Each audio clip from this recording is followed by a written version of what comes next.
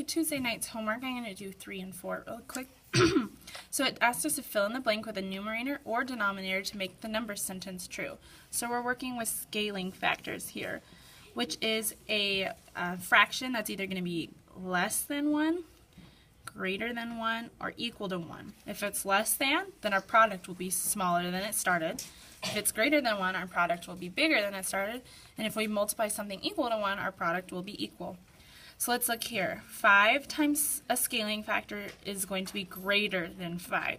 So I know my scaling factor needs to be greater than 1. So to have a greater than 1, I need to have more than just 3/3. So I'm going to do 4/3. But you could have done 5/3, 10/3, 100/3. It's up to you. This one, my scaling factor times 12 is going to make my product smaller than 12, smaller than it started. So my fraction needs to be smaller than 1. Which means I have to choose a denominator that is bigger than 6. I'm going to do 12. You can choose. And last but not least, we need a scaling factor that's going to make my product equal to 4, like it started. So that has to be the same as 1. So that can only be 5/5. And then number 4, we are going to choose one single fraction that makes all of these true and then explain. So let's see, 2/3 times a scaling factor is going to be greater than 2/3. 4 times a scaling factor is going to be greater than it started.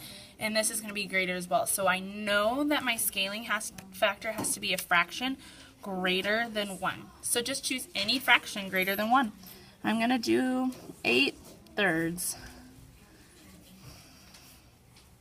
And then when I explain what I know, I'll say 8/3 is a scaling factor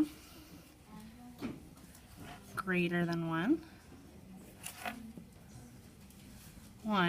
so all my products will get what?